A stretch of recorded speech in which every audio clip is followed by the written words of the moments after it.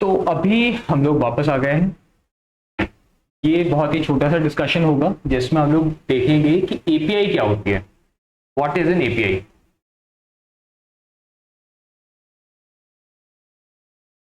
ठीक है, अगर जैसे दो इंसान बात करते हैं, दो लोग बात कर रहे हैं, तो इन दोनों लोगों को जो लैंग्वेज आती है, कि हिंदी आती हो, तमिल आती हो, कन्नड़ आती हो, जो भी लैंग्वेज आती हो, इंग्लिश आती हो, they can talk in that language.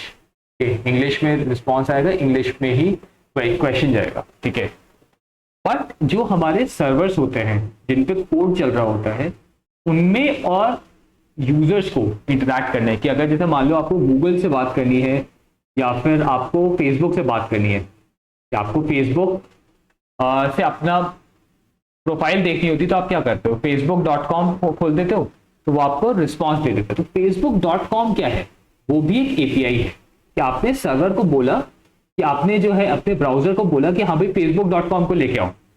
ठीक है, तो वो क्या करेगा, facebook.com के सर्वर पे जाएगा और उसका रिस्पॉन्स आपको दे देगा, जिसमें आपकी प्रोफाइल आ जाती है। अच्छी तरीके से फेसबुक की जो प्रोफाइल होती है वो आपकी आ जाती है। तो एपीआई एक तरीका होता है जिससे दो सर्वर, या तो सर्वर मतलब इंसान और सर्वर इंटरैक्ट कर सकते हैं।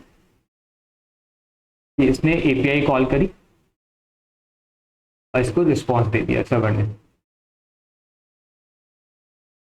ठीक है, या फिर हो सकता है कि आपके सर्वर 1 और सर्वर 2 ये आपस में इंटरैक्ट करें। कि आपने क्या किया, कोई आपको सर्वर 1 को कोई डेटा चाहिए सर्वर 2 से, तो इसने एपीआई को कॉल किया और ये इसके रिस्पॉन्स में डेटा दे देगा। ठीक है, तो ये होती है एपीआई। अब एपीआई बनती कैसे है, कि जो देखो सर्वर अपने आप तो बनते नहीं है, सर्वर को भी कोई इंसान बना रहा होता है। तो उस सर्वर से इंटरैक्ट करने के लिए इंसान जो है एक पर्टिकुलर फॉर्मेट बनाते हैं, पर्टिकुलर फॉर्मेट में एपीआई बनाते हैं। ठीक है, तो अब क्या था कि अब हर कोई जो है एपीआई या फिर एप्लीकेशन प्रोग्रामिंग इंटरफेस को अपने हिसाब से बना सकता है। तो उसका स्टैंडर्डाइजेशन हुआ रेस्ट एपीआई के थ्रू। रेस्ट का मैं फुल फॉर्म भूल रहा हूँ, बिल्कुल याद नहीं है, कोई टेंशन वाली बात नहीं है। तो रेस्ट एक स्टैंडर्ड फॉर्मेट बना दिया जिस एपीआई बनाने के लिए, वेब एपीआई बनाने के लिए रेस्ट ने स्टैंडर्ड फॉर्मेट बना दिया कि जिसमें एक आपका यूआरएल होगा और उसके साथ साथ आप बॉडी भेज सकते हो या डेटा भेज सकते हो और आप हेडर्स भेज सकते हो। ठीक है, और जब आपका रिस्पॉन्स आएगा सर्वर से, तो उसमें आपके पास डेटा होगा और हेडर्स होंगे।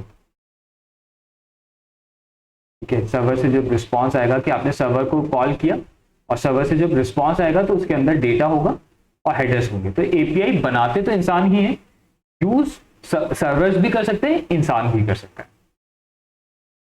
ठीक है, तो ये है एपीआईज का फंडा।